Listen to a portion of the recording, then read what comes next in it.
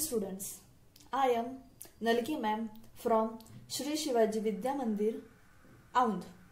So today we are going to see that human nervous system. Basically in humans, nervous system is a well developed and it is a very complex also, and it is divided into three parts. First is the central nervous system, second is the peripheral nervous system, and third is the autonomic nervous system. Central nervous system is also called as a CNS. Peripheral nervous system is also called as a PNS, and autonomic nervous system is also called as a ANS.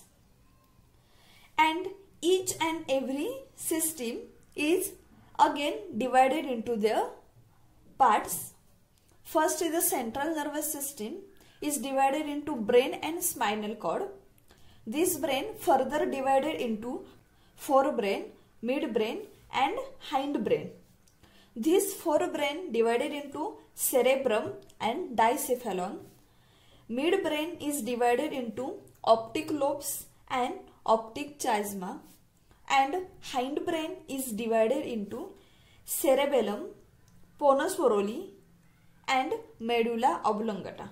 This all over classification we will study one by one. So first we will see the central nervous system and dividation of a central nervous system, that is a brain and spinal cord. Basically we have already know that brain and spinal cord are the part of the central nervous system. So we know brain has an outer covering, and this outer covering is a very tough.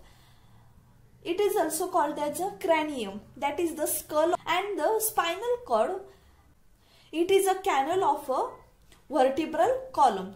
And this cranium, that means in our brain there is a various bony coverings are present, and these bony coverings are a protective membranes of our brain, and this called as a meninges.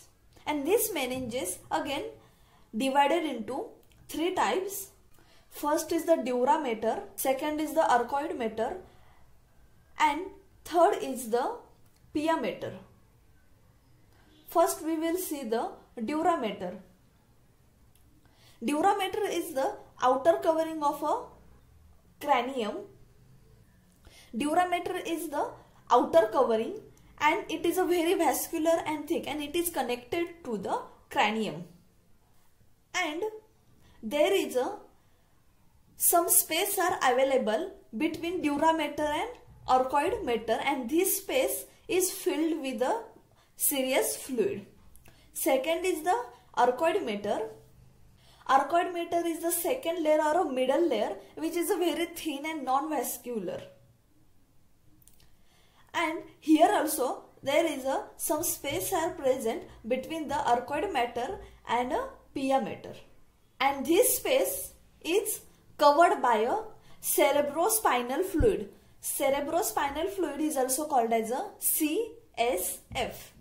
And last one is the pia mater, and pia mater is the third layer, that means innermost layer, and it is a very highly vascular, which is connected to directly CNS, that is a cerebrospinal fluid. Now we heard that CSF means cerebrospinal fluid. What is exactly cerebrospinal fluid? We will see. It is a basically fluid, and this CSF is secreted by the pia mater, and this CSF and meninges act as a shock absorber, and it is also protect our brain as well as spinal cord from the mechanical injuries. That means suppose when had an accident, at that time brain injuries are occurs. At that time this CSF and meninges protects the brain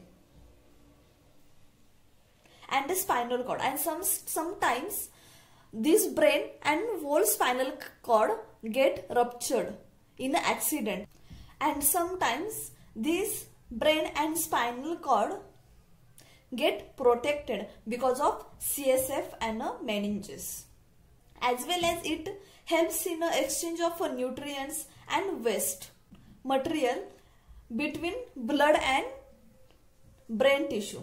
As well as it also supplies the oxygen to the brain and it protects the brain from the dissection.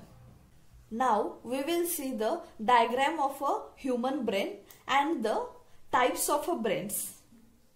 This is the diagram of a human brain, and this human brain is divided into three types.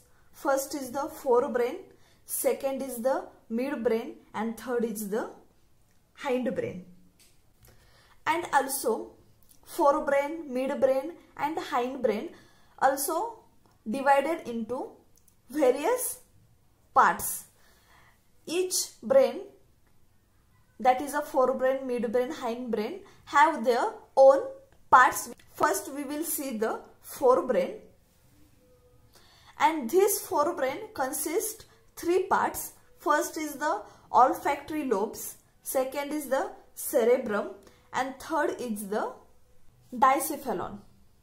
So first we will see the olfactory lobes. Basically olfactory lobes are a olfactory peduncle or a olfactory bulb, and it is a very highly reduced which is present in the human brain, and it is covered by the cerebrum. So here will be the olfactory lobes are present. Second is the cerebrum. You can see over here, this is the cerebrum, and this cerebrum is a very large part of a brain, and this divided into right and left cerebrum. You can see here is the left part of a cerebrum and here is the right part of a cerebrum, and this left and right cerebrum get connected by a thick layer called as a corpus callosum. You can see this is the corpus callosum. This yellow layer is called as a corpus callosum.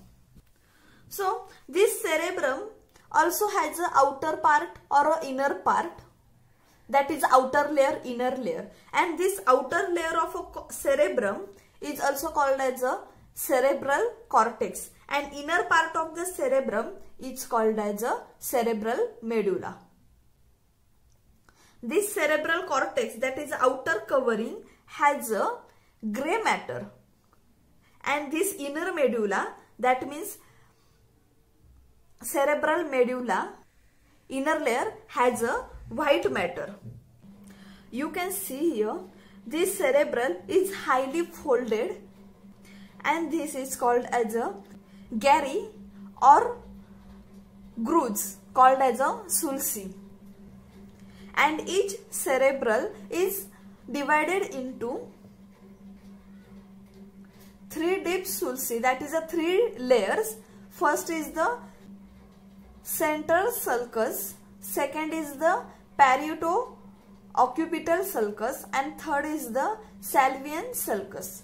Students, in the cerebrum there are some areas which are very functional, and these areas are frontal lobes, parietal lobes, temporal lobes, occipital lobes. So first we will see the frontal lobe. So this frontal lobe controls the voluntary motor activities or a movement of muscles, as well as association area. It helps in a sensation and a movement, and there is a Broca area or a motor speech area. In that it translates our thoughts into speech, expression of emotions, intelligence, willpower, memory, personality area, etc. So this frontal lobes is helpful in our emotions. That means suppose we have to express our emotions, that is excitement, sadness, nervousness, as well as if we are thinking something and we have to execute our thoughts, then it will translate it into our speech, as well as activities, muscle powers also included in the function of our frontal lobes. Second is the parietal lobes. So parietal lobes helps in a sensation of a pain, pressure, temperature, taste. That means suppose we are eating something and we didn't like the taste of that recipe or item, so immediately we react. Or suppose get hurt and at that time we feel the pain. And suppose we have a fever or our body temperature is increasing or decreasing. So because of parietal lobes we recognize that pain or a temperature or a taste. Third is the temporal lobes. It helps in a smell, hearing, speech and emotions. We are able to listen something because of the temporal lobes, as well as we are able to smell, that is the odor of particular thing, because of the temporal lobes. Fourth is the occipital lobes, and this is the visual area, that means our eye, that means our sight. Because of the occipital lobes we are able to see the images or things. So next is the diencephalon, and this diencephalon is a part of a forebrain. So this forebrain consists epithalamus, thalamus and hypothalamus. That means above the thalamus there will be a epithalamus, second is the thalamus, and last will be the hypothalamus. And these three are located at the below the corpus callosum. That means below this layer, that is a corpus callosum, there will be a epithalamus, thalamus and hypothalamus. You can see here is the small cavity and this is the dicellular or third ventricle, and this will get connected.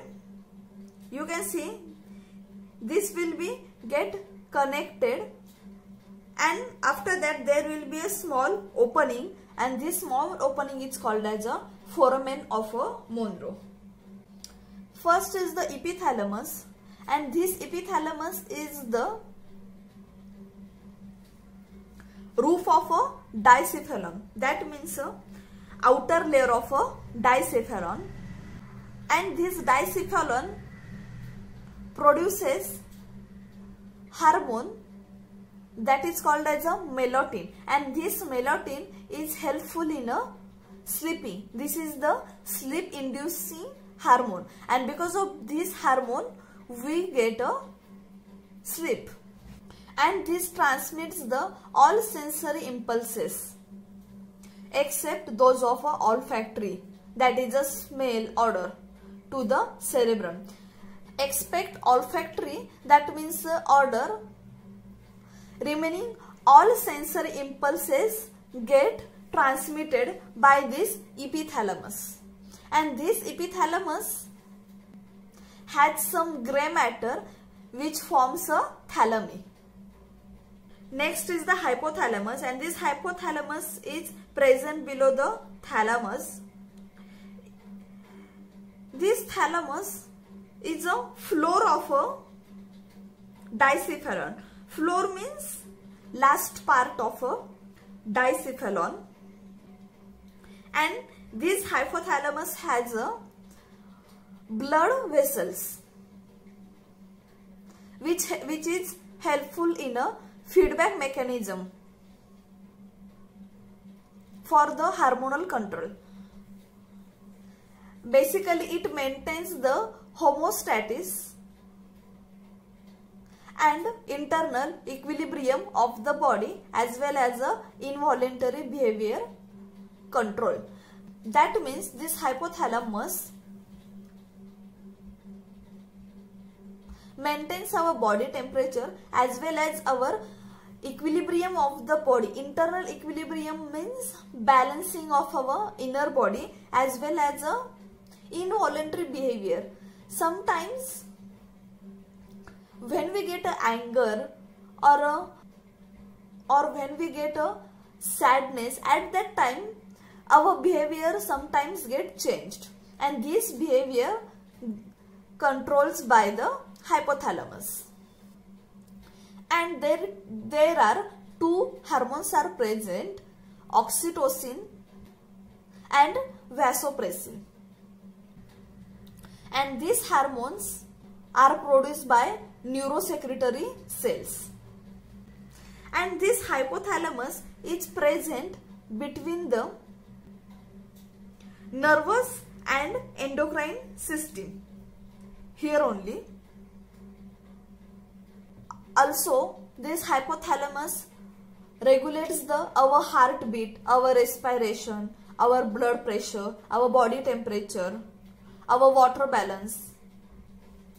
Also, because of this hypothalamus, we recognize about our hunger, our thirst, our sleep, and also it secretion of glands of our stomach, intestine, as well as it is also produce neurohormones, and these neurohormones stimulate the pituitary gland. You can see below the hypothalamus there is a pituitary gland is present.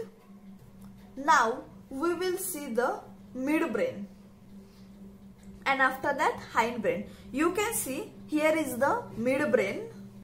So this is the midbrain and it is located here. Here this is the midbrain, and this midbrain is present between the dicephalon and the pons varolii. You can see below the midbrain there is a pons varolii, and above the midbrain there is the dicephalon. So surface of this midbrain has a corpora quadrigemina, and these are folded in a midbrain, and this midbrain also contains the thick fibrous tracts called as a cerebral peduncles or a crura cerebri, and at the center of the midbrain there is a grey matter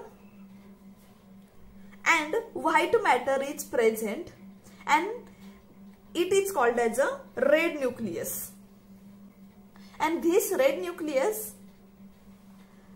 has a function to control the posture and muscle tone of our body as well as our different activity and coordination of our body. And next is the hindbrain. Hindbrain is the last part of our body, and this contains pons varolii, cerebellum and medulla oblongata. You can see this is the pons varolii, medulla oblongata and also cerebellum.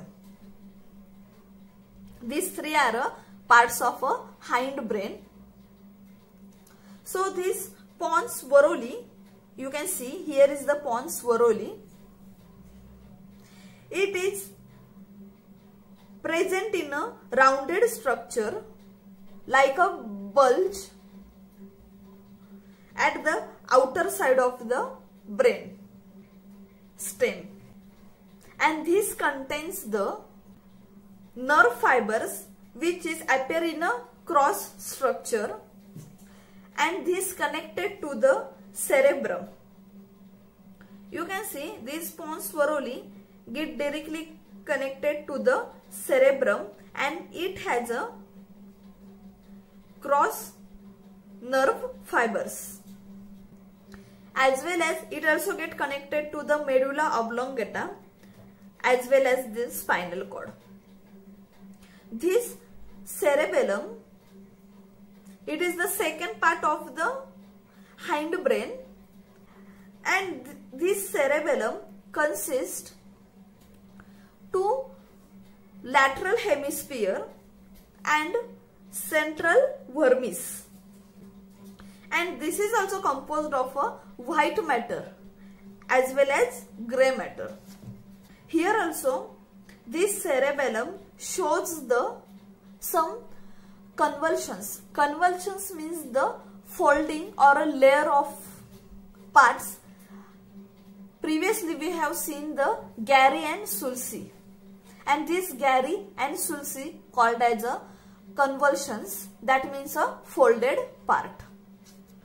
So there is also cerebellar pendiculars are present. This is directly connected to the cerebellum and the other part of a central nervous system, and these cerebellar pendicules means the nerve bundles of myelinated pairs called as a cerebellar pendicules, and this maintains the equilibrium of our body. Equilibrium means balance of our body as well as our body posture.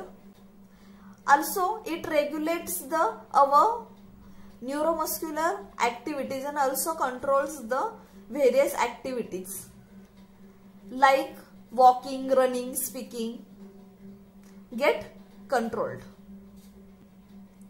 And last is the medulla oblongata. You can see here is the medulla oblongata is present, and this is the last part of our brain, that is a hindbrain, and further this is connected to the spinal cord. It also has a grey matter and a white matter, and this medulla oblongata controls the functions of our heartbeat, respiration and various activities, and also controls the coughing, sneezing, swallowing, vomiting, yawing, etc. So this brain and there are three types: forebrain, midbrain and hindbrain controls our all body activity and also voluntary and involuntary activities. Also viral and non-viral activities. Here we have completed the brain and the parts of a brain. Next we will see the spinal cord. We have already seen the brain and parts of a brain, and medulla oblongata directly connected to the spinal cord. So after medulla oblongata, spinal cord is located, and this is the one part of a central nervous system.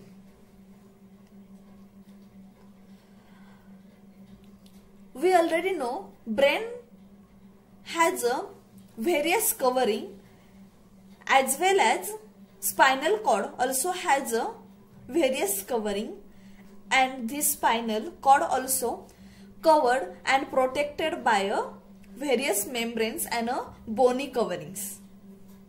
So we already know the CSF, that is a cerebrospinal fluid, which is secreted by a pia mater. We have seen that.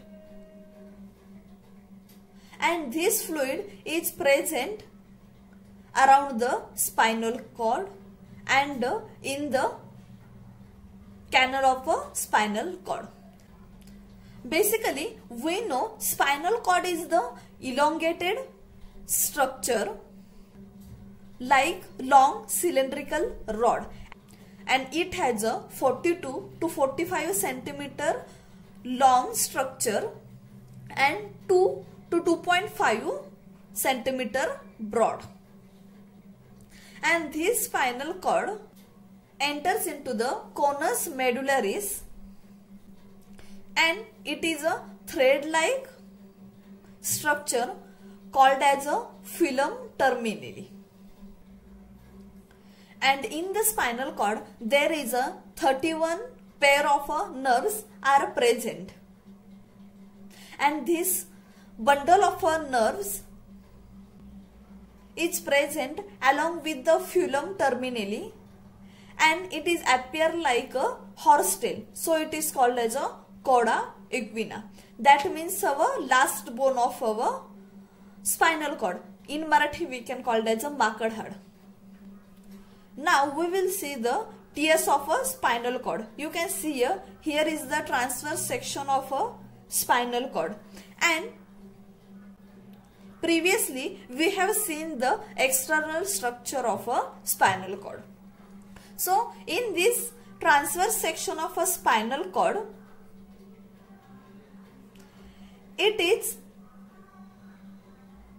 dorsoventrally flattened because of the presence of deep narrow posterior fissure as well as shallow and broad anterior fissure. You can see here is the posterior median fissure as well as anterior median fissure, and this is the central canal. It is called as a central canal because of it is present in the center of the spinal cord, and these fissures get divided into spinal cord incompletely, that is a right and left side, and in the spinal cord also has a gray matter and it looks like a H shape. You can see this is the H shape or a butterfly shape. If you can see this diagram properly, you can see it as a butterfly, and it is also has a white matter, and this white matter is present at the outer side. These features get divided into gray matter into 6 horns: dorsal, lateral and ventral horns, 2 dorsal, 2 ventral and 2 lateral horns. You can see 2 dorsal, 2 ventral, 2 lateral, and this dorsal and ventral get extended out of the spinal cord. You can see here these are get extended to the out of the spinal cord. It is called as a dorsal root and a ventral root. You can see here is a naming dorsal root and a ventral root, and this dorsal root has a unipolar sensory neurons. That means aggregation or a collection. Here sensory nerves send some signal, or from the sensory nerves signal receives. At that time it get integrated and directly forwarded to the motor neurons, which is present on the ventral horn, and the lateral horn have a ANS, that means a autonomic nervous system, and the white matter contains bundle of myelinated nerve fibers, and it is called as ascending and descending tract, and this ascending tract conduct the sensory impulses from the spinal cord to the brain, and descending tract conducts the motor impulses from brain to lateral and ventral funiculi of a spinal cord. And you can see here is the gray matter and here is the white matter are present, And main important thing is the function of the spinal cord. So function of the spinal cords are basically it is a main center of most of the reflex actions. So it provides the pathway for a conduction of a sensory and motor impulses to and from the brain, as well as it also provides the neural connection to the many body parts. That means when signal get transmitted towards the ventral horn, at that time this ventral horn transmits the signal to all over body and get activated to do that particular activities. That's why this nervous connection or neural connection are connected to all over body. That means students, today we have seen the brain and the spinal cord. That means a central nervous system. And this central nervous system consists the spinal cord and a brain, and brain divided into three parts or three types: forebrain, midbrain and hindbrain, and each brain has their own organs which is get divided into each part. And after that we have seen the spinal cord, basic structure of a spinal cord and the transverse section of a spinal cord, as well as we have seen the function of the spinal cord. In the next lecture we will see the PNS, that is a peripheral nervous system. Thank you.